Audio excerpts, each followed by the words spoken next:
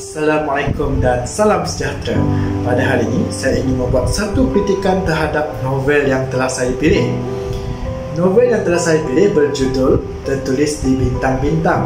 Ianya merupakan karya terjemahan. Pada asalnya tajuknya berbunyi The Fault in Our Star karya John Green. Jadi novel ini sangat popular dan novel ini telah diadaptasi kepada beberapa filem, iaitu filem The Fault in Our Star pada tahun 2014 dan filem versi Hindustan yang bertajuk Dil Bechara. Sedikit sinopsis berkenaan dengan novel ini ialah mengisahkan tentang kehidupan Hazel Grace yang menghidapi kanser. Jadi kita akan lihat bagaimana dia menghadapi liku-liku kehidupan dan juga bagaimana dia melawan penyakitnya itu. Jadi teori yang telah menjadi pilihan saya untuk saya membuat kritikan ialah teori hierarki keperluan Maslow.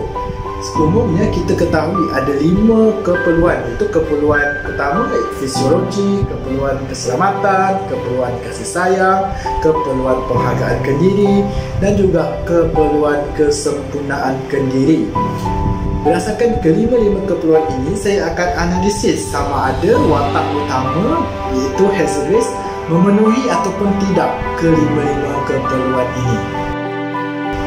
Jadi kita lihat dari segi keperluan yang pertama.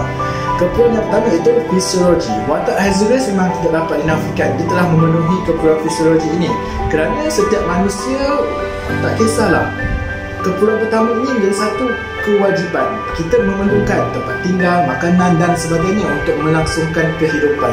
Jadi ibu bapa Hazel Grace ini sangat bertanggungjawab kerana dia menyediakan tempat tinggal, makanan dan semuanya cukup untuk keperluan Hazel Grace. Jadi kita lihat dari segi keperluan keselamatan. Keselamatan ni jika ditafsirkan mengikut manusia semua berbeza. Sebab manusia mereka ada alasan mereka sendiri. Sama mereka sahaja yang dapat menentukan diri mereka selamat ataupun tidak. Jadi uniknya dalam watak Hazel Grace ni, Hazel Grace ni memerlukan satu bantuan alat pernafasan untuk memastikan paru-parunya berfungsi dengan baik. Dia ada kanser dan kanser itu menyebabkan paru-parunya itu tidak dapat berfungsi dengan baik. Jadi Hazel Grace ini memerlukan kanula. Kanula ni adalah satu bantuan pernafasan dan adanya beg dibawa ke mana-mana supaya dia dapat membantu Hazel Grace ni bernafas. Tanpa kanula itu Hazel Grace akan merasa lemah dan tidak dapat menjalani kehidupan seperti normal. Jadi dia memerlukan kanula tersebut. Jadi apabila kanula itu ada, jadi Hazel Grace telah memenuhi keperluan keselamatan. Dari segi kasih sayang, Hazel Grace juga telah memenuhi keperluan kasih sayang. Jadi saya akan kelompokkan pada dua bahagian, iaitu ibu bapa. Ibu bapa Hazel Grace sangat menyayanginya. Mereka sanggup melakukan apa sahaja supaya anak mereka ini bahagia. Jadi apabila mereka dapat tahu anak ini menghidapi kanser, mereka sangat luluh hati mereka. Jadi mereka melakukan macam-macam cara supaya Hazel Grace dapat bertahan. Jadi dari segi ibu bapa pun selesai. Kita lihat dari segi cinta. Ini yang menarik ni dalam novel ini.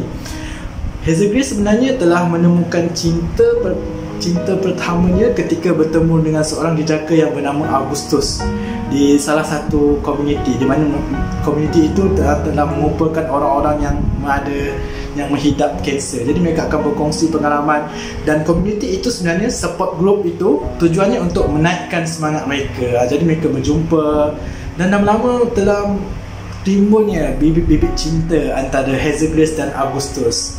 Jadi sebenarnya Hazel Grace sangat takut untuk meluahkan rasa cintanya pada Augustus kerana dia tahu yang hidupnya tidak akan lama. Jadi dia mengambil keputusan untuk memendam perasaan. Akan tetapi Augustus adalah watak yang berani menyuarakan bahawa dia cinta akan Hazel Grace, dan lama kelamaan Hazel Grace pun terpaksa meluahkan yang dia juga cinta akan Augustus, dan mereka telah berikrar untuk hidup sampai ke syurga, untuk hidup bersamalah hingga ke akhir hayat. Jadi dari segi apabila mereka telah berikrar, jadi yang ingin saya komen, yang ingin saya kritik dari segi keperluan cinta ni ialah apabila adanya adegan mereka bercumbu, bercium. Di dalam Islam sebenarnya tidak sebenarnya haram. Haram untuk kita memegang seseorang yang bukan muhrim kita. Selagi ia tidak menjadi milik kita, selagi ia tidak sah, kita tidak boleh, walaupun kita mencintainya. Bukan Islam melarang untuk kita bercinta, tetapi ada had dan batasannya. Itu yang saya nak kritik berkenaan keperluan kasih sayang, cinta.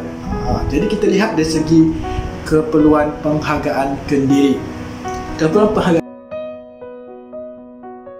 diri ni, saya dapat lihat Hazel Grace telah memenuhinya, kerana dia daripada kecil, pada umurnya 13 tahun, dia telah membaca satu buku, iaitu buku yang bertajuk An Imperial Fiction.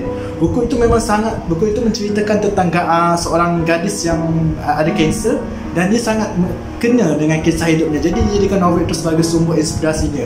Dia membaca novel itu, tetapi novel itu tidak ada pengakhiran, kerana wataknya mati begitu sahaja, dan watak-watak yang lain tergantung perjalanan mereka. Jadi Hazel Grace berasa, kenapa tidak ada kesinambungan? Jadi selang selepas macam tu, dia membacanya berulang kali karya tu, dan dia juga berutus surat dengan penulis Peter Van der Bock supaya tanya ada tak sequel, ada tak kesinambungan. Tetapi penulis itu tidak membalas-balasnya. Sampailah suatu hari akhirnya pembantu pribadi penulis itu telah membalasnya untuk ajak Hazel Grace berjumpanya di Amsterdam. Dan pada ketika itu Hazel Grace berasa sangat-sangat gembira, kerana segala pertanyaannya akhirnya terjawab, dan dia rasa dihargailah sebab penulis yang dia minat tu telah membalas pertanyaannya dan ajaknya untuk berjumpa di Amsterdam. Tapi malangnya, apabila di sana, penulis itu berubah fikiran untuk tidak menceritakan apakah kesinambungannya. Jadi Hazel Grace rasa sangat kecewa dan marah. Dan dari segi keperluan penghargaan diri, Hazel Grace tidak mendapat sepenuhnya, kerana persoalan-persoalan yang timbul daripada dia berumur 13 tahun yang dibaca novel tu tidak terjawab. Jadi kita beralih pada keperluan kesempurnaan diri. Keperluan kesempurnaan ini adalah di tahap di mana manusia mencapai apa yang dia nak dalam hidup dia. Di dalam Hazel Grace, apa yang dia nak adalah untuk dia dapat kekal di samping Augustus. Akan tetapi yang malangnya dalam novel ini, iaitu watak Augustus, semasa beliau nak pergi ke Amsterdam, Augustus telah didapati bahawa hidup dan hayatnya tidak akan bertahan dengan lebih lama. Jadi Augustus mengambil keputusan untuk merahsiakannya daripada Hazel Grace, kerana ia tidak ingin membuat Hazel Grace berasa sedih dan sebagainya.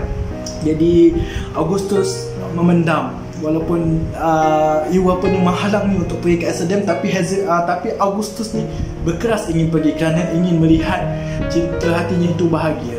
Jadi apabila Augustus pulang daripada Amsterdam, Augustus menjadi semakin lemah dan Hazel Grace berasa sedih. Hazel Grace menjaga Augustus dengan sepenuh hatinya, dan diringkaskan cerita, watak Augustus mati, meninggal dunia, menghidap kanser tulang.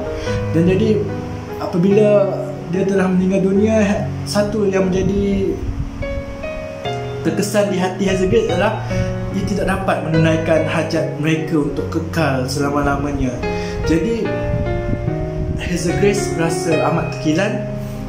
Akan tetapi surat-surat terakhir daripada Augustus telah membuatkan dia berasa bersemangat untuk meneruskan kehidupan. Antara kata-kata terakhir Augustus pada Hazel Grace ialah, awak adalah perempuan yang akan saya cinta selama-lamanya. Saya tidak akan pernah menyesal untuk mengenali dan mencintai awak, kerana kebersamaan saya dengan awak adalah salah satu kenangan yang terindah dalam hidup saya. Dan kata-kata itu telah menjadi satu pembakar semangat untuk Hazel Grace teruskan kehidupan. Jadi sedikit yang ingin maaf teremosi pula. Jadi sedikit yang ingin saya buat kesimpulan ialah setiap manusia mempunyai keperluan-keperluan mereka. Jadi tak kisahlah kita manusia sihat ke, ada penyakit ke apa ke, setiap daripada mereka harus memenuhi keperluan-keperluan berdasarkan teori hierarki keperluan Maslow ini. Tidak ada unsur-unsur diskriminasi. Jadi berdasarkan kisah cinta tragis yang berlaku antara Hazel Grace dan Agustus, ingin saya membuat sedikit kesimpulan berdasarkan pepatah yang pernah saya dengar lah sebelum ni, yang berbunyi, jika kita cintakan bunga, bunga itu akan layu. Jika kita cintakan manusia, manusia itu akan mati. Jika kita cintakan Tuhan, cinta itu akan kekal abadi. Jadi sekian sahaja perkongsian saya. Terima kasih. Assalamualaikum.